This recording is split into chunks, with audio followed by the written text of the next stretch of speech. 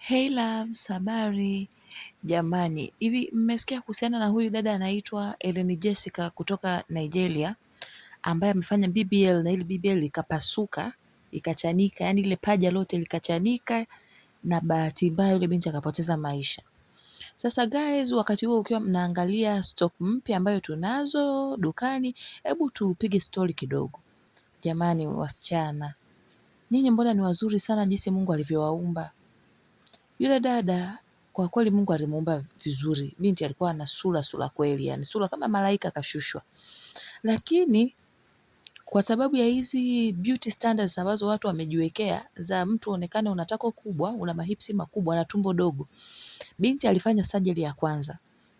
Lakini kwa sababu hakuridhika, baada ya mwaka mmoja akataka kufanya tena touch up. Yani arekebishe, modification afanye.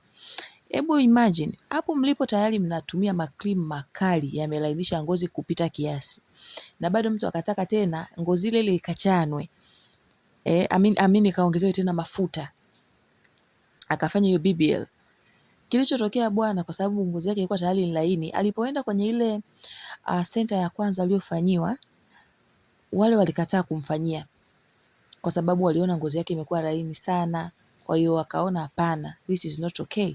Lakini binti kwa sababu alikuwa anataka awe na lishepu kama la huyo mdada hapo, litako likubwa na lizidi. Maana tayari alikuwa mzuri, alikuwa amependeza. Akivaa bwanga kama hiyo hapo, kwa kweli she was looking so mwah. Alikuwa binti kweli, sura anayo afu na BBL ilikuwa imekaa mahali pake.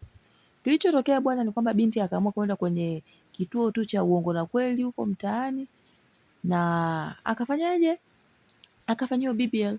Lakini bahati mbaya bwana, hali haikuwa vizuri na kilichofuatia yule binti alifariki. Video sijaweza kuiweka YouTube kwa sababu wamepiga kelele za malipo makali. Yani kulingana na policy za YouTube itaondolewa video, kwa hiyo nimeshindwa kuiweka. Lakini na picha ya binti pia nimeshindwa kuiweka, tumheshimu marehemu. Ameshafariki, it is okay. Sijaweza kuiweka picha ya binti hata sura yake hapo, lakini guys, kupendeza kupo. Wewe nunua tu nguo zako nzuri hapo. Vaa, oga vizuri, paka mafuta yako. Huna haja kwenda kuchoma masindano hayo makali na nini, ukafanya BBL. Yani ni vitu ambavyo they are dangerous for your health. It is a very big risk for you to take just to show off, kutuoneshea tu sisi binadamu wa mbea. Haisaidii jamani. Kwa girls, please, acheni kushawishika na kila ambacho kina trend. Kwa sababu sio kila kitu ni kizuri kwa afya yako. Alafu pia baadaye haya mapaja makubwa na mahipsi makubwa. Mimi Mungu ameniumba natural. Nina tako kubwa, nina hipsi kubwa, nina paja kubwa kwelikweli. Jamani, baadaye haya yanachosha. Hizi knees, haya magoti yanachoka. Tunavyoendelea kukua hapa, mimi natamani nipungue. Yani nimeanza na kujinyima. Jamani, dress kama hiyo bado ipo na dark blue ipo. Skirt ipo kama hiyo na maroon nzuri kabisa. Na pia ukitaka design kama hizi hapa tutakutengenezea. Hiyo pant utapata na hata hicho kitenge utapata. Kwa karibuni sana, ni design nzuri ambayo unaweza kuivaa kwa namna yoyote.